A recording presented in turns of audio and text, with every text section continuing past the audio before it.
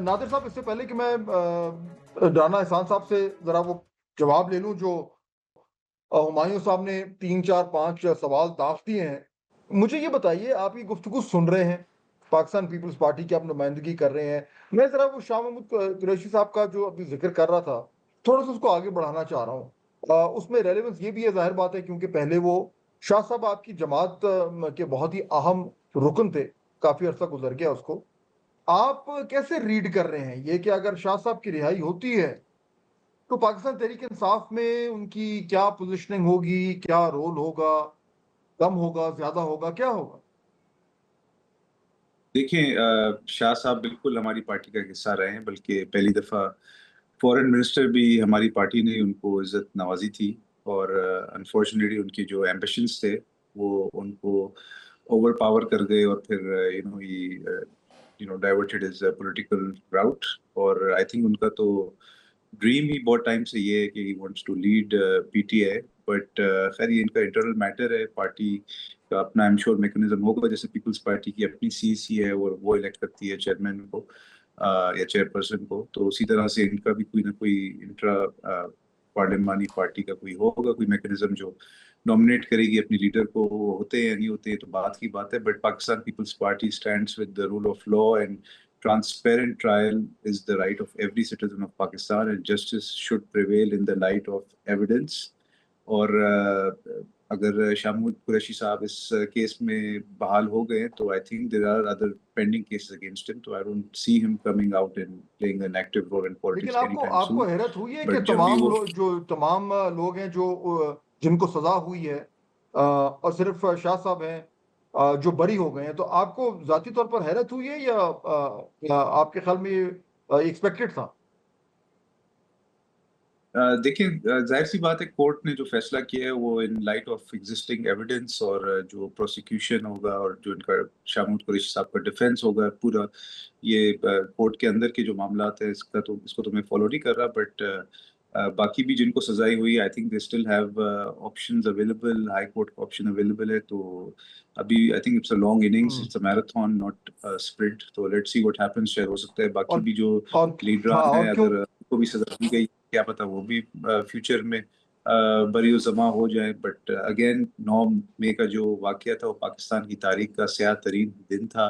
Pakistan Peoples Party is always stood against violence, especially against state institutions. और इस तरह का बयानिया कि अगर किसी एक पॉलिटिकल लीडर को आप जेल कर दें तो उसके लिए आप पूरे मुल्क को जलाओ, घेराओ और वैंडलिज्म का शिकार बनाएं, इस चीज़ की तो बिल्कुल इजाज़त हुँ, दी जा सकती है। और जो सही है, जो तो उस लोग हवाले से इसमें तो मुलविस उस थे उनको सख्त। जी, अभी और भी एक्सपेक्टेड है। बिल्कुल, और भी फैसले आने एक्सपेक्टेड है, लेकिन क्योंकि फैसलों की बात हो रही है, तो राणा एहसान साहब, जो क्योंकि बार-बार आपका ज़िक्र, चाहे वो मिसाल के तौर मिसालन दिया था, लेकिन फिर भी मैं चाहूँगा कि आप उस पे ज़रूर रिस्पॉन्ड करें, जो सेनेटर हुमायूं साहब ने जो कुछ पॉइंट्स रेज़ किए हैं। देखिए, मैं पहले शाह महमूद कुरैशी साहब पे कमेंट करना चाहता हूँ। देखें, जो अभी माहौल है पीटीआई में, वो बड़ा टॉक्सिक है।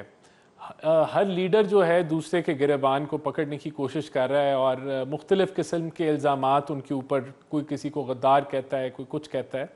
तो इस माहौल में, और ख़ास तौर पे इस माहौल में जहाँ ख़ान साहब को आदत है बुज़दारों से अपनी जो है वो सूबे चलाने की, और वो हकीकी मानों में अथॉरिटी जो है वो डेलीगेट नहीं करते, तो उस सिनारियों में कुरैशी साहब की तो दाल नहीं गलने वाली।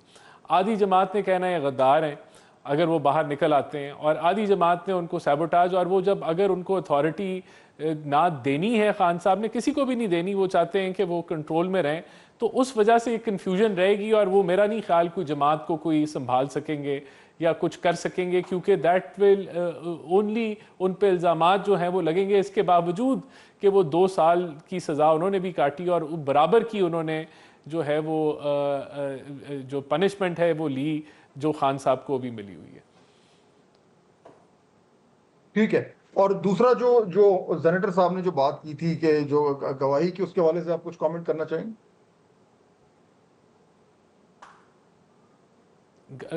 सेनेटर साहब ने क्या बात की थी, अगर आप स्पेसिफिकली पूछ लें?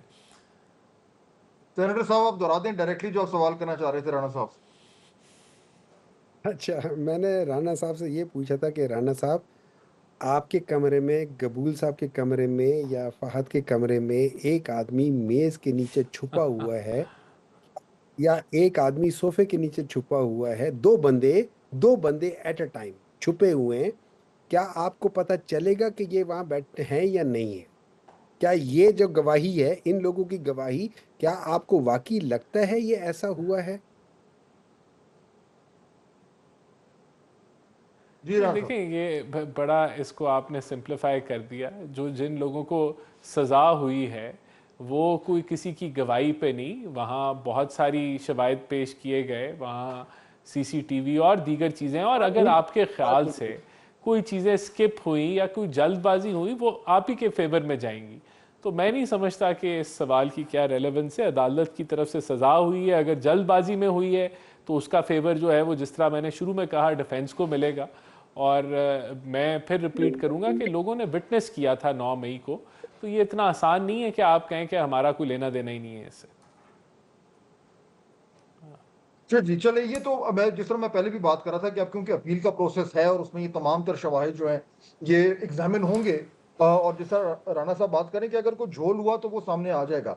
लेकिन एक जगह जहाँ पे झोल अब हमें थोड़ा कम होता नजर आ रहा है वो पाकिस्तान तहरीक इंसाफ का जो जो तहरीक है, एहतजाजी तहरीक है। अच्छा, उसमें सेनेटर साहब, हुमायूं साहब, ये जो अब इमरान खान साहब के दोनों साहबजादे हैं वो आज गए, रिचर्ड ग्रेनेल साहब से मिले।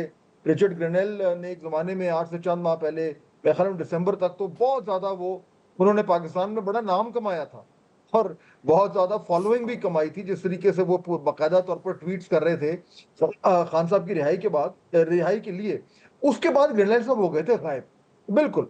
और उसके बाद जो कुछ हुआ, जो मेरे ख्याल में अमेरिका से उम्मीदें लगी हुई थी पाकिस्तान तहरीक इंसाफ की, you would also agree with me कि वो उम्मीदें अगर उनका मुकम्मल तौर पर दम उन्होंने नहीं तोड़ा तो बिल्कुल ही मध्यम हो गई थी। और उसके बाद जो डेवलपमेंट्स हुई जिसमें अमरीकी सदर ने पाकिस्तान के हवाले से जो भी कुछ कहा, मैं इसको रिपीट नहीं करना चाहता, तो हालात बड़े डिफरेंट है। आज जो ट्वीट की है रिचर्ड ग्रेनेल साहब ने, जिसमें दोनों खान साहब के साहबजादों की तस्वीर भी है और ऊपर उन्होंने अपना लिखा भी है, ये भी लिखा है स्टे स्ट्रॉन्ग, उस ट्वीट की भी दो तरह की तशरीह हो रही है। कुछ लोग कह रहे हैं चले जी ग्रेनेल साहब ने फिर एक बार खान साहब के हवाले से हैशटैग कर दिया, लेकिन कई ऐसे लोग भी ये कह रहे हैं कि उस ट्वीट में एक्चुअली उन्होंने खुल के कोई बात नहीं की, बस एक मुरवतन कुछ कह दिया है। तो ये अब तमाम तर जो उम्मीदें खान साहब की रिहाई की और उनके साहबजादों की कैंपेन की, वो अब अमरीका है और अमरीकी हुकाम है, और क्या दोनों साहबजादे पाकिस्तान आ रहे हैं, कंफर्म हो गया? देखिए जी, मैं थोड़ा सा डाइग्रेस करूंगा। ये तो जो उन्होंने कहा उसका उन्होंने डिटेल बताया नहीं बताया है रिचर्ड ग्रेनल ने, वो तो बात की बात होगी, या अगर नहीं किया या जो भी है कमिट किया या नहीं किया वो तो अपनी जगह चलती रहेगी। उनके बेटे आएंगे नहीं आएंगे ये भी पता चल जाएगा, अभी टाइम है। लेकिन दो चीज़ें इंपॉर्टेंट है, try to understand one thing. अभी हमारे दोनों फाजिल दोस्त ये बताना चाह रहे हैं कि पाकिस्तान इस वक्त जो है ना तरक्की पे जा रहा है और सारी चीज़ें स्टेबलाइज हो गई हैं। अगर एक मुल्क जहाँ पे जंग ना हो, एक मुल्क जहाँ पे तरक्की हो रही हो, एक मुल्क जहाँ पे स्टेबिलिटी हो, एक मुल्क जहाँ पे हर चीज़ बेहतर हो रही हो, कोई और चीज़ ना हो, मुझे बताएं उस मुल्क से लोग असाइलम के लिए किसी और मुल्क में क्यों जाएंगे? नहीं, लेकिन वो तो एक पाकिस्तान अलग इशू हो एज गया ऑफ ना सेनेटर साहब, सॉरी माजरत कर रहा एक हूं, मैं मिनट जो लीजिए, डायरेक्टली आपसे अलग बात कर इशू रहा था नहीं ना है सर, उसको प्लीज डायरेक्टली सर, एड्रेस कर लें अलाउ ना मी, जरा, फिर इस पर भी बात कर अलाउ लेंगे। मी, मेरा अलाउ मी। मेरा सुने ना, मैं मेरा जो ये सवाल है, वही मेरा है, उसी मेरा सर दो मैं चीजों उसी पे सवाल तरफ है आ ना रहा हूँ, मैं सर। उसी मैं तरफ आ रहा हूँ, रिचर्ड ग्रेनेल उसी तरफ आ रहा हूँ। और लेकिन खान साहब के साहबजादे, मेरा डायरेक्ट सवाल है, मैं तो काइंडली इनको मैं एड्रेस कीजिएगा। देखिए ना, मुझे कमेंट कर लेने देना, I have got the right to comment. कबूल साहब ने अभी कहा था कि शाह महमूद कुरैशी जो है ना उनकी एक है, आपको पता है 14 नवंबर 2011 को शाह महमूद कुरैशी ने रिज़ाइन दिया था।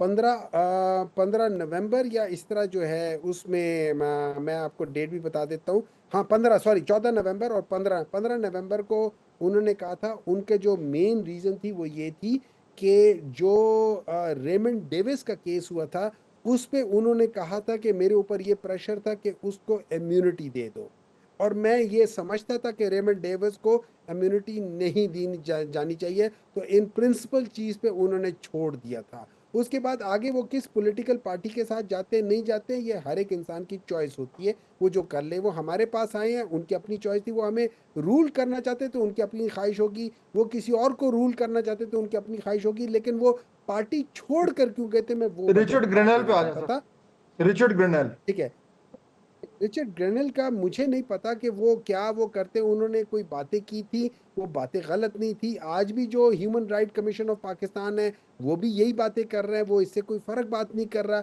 आज भी जो सारी चीज़ें हो रही हैं एग्जैक्टली वही हो रही जो रिचर्ड ग्रेनेल कर रहा था। आज भी ये याद रखें, ये दो बेटे हैं और बाकी सारे भी हैं।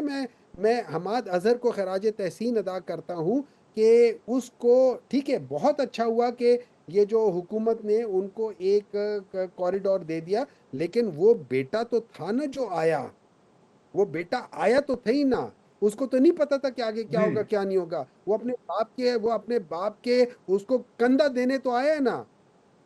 तो इसलिए असल इसलिए चीज तो दोनों ये जो थी। खान साहब के साहबजादे हैं, फिर उनके पाकिस्तान आने का जो इम्कानात हैं वो रोशन है। मेरे ख्याल में वो डेफिनेटली आएंगे। वो आई एम श्योर उनका थोड़ा सा ये एज अ बात चीज़ें वो करेंगे। अब मैं एक और चीज़ बता देता हूँ, वो इस चीज़ को देखेंगे। जैसे बात होती है कि जी पाकिस्तान का जो आइन है वो कहता है एनी सिटीजन ऑफ पाकिस्तान, और आर्टिकल 17 16 या इसको वो करता है, लेकिन उनको चेक करना पड़ेगा उनको कि जो जो यूनाइटेड नेशंस का जो चार्टर है उसमें आर्टिकल 20 और आर्टिकल 21, आर्टिकल 20 जो है वो ह्यूमन राइट्स के लिहाज से वो किसी भी को जहां ह्यूमन राइट वायलेशन हो रही है वहां पे उनको फ्रीडम ऑफ एक्सप्रेशन और फ्रीडम ऑफ मूवमेंट और एसोसिएशन या असेंबली की इजाज़त देता है। आर्टिकल 21 जो हम्म, है वो इंटरनेशनल कोवेनेंट के ठीक है, लिहाज चले, तो से यानी कि अगर वो आते हैं, करता है। अगर तो आई एम वो श्योर आते वो हैं, वो अगर वो इन आते सब हैं तो चीजों को वे वो करते हुए, उसके इन सब को करते हुए वो आएंगे, और आएंगे अगर जरूर। उनको बेसिकली अपने बाप से मिलने आएंगे और वो उनको बिल्कुल हक पाता है, होता है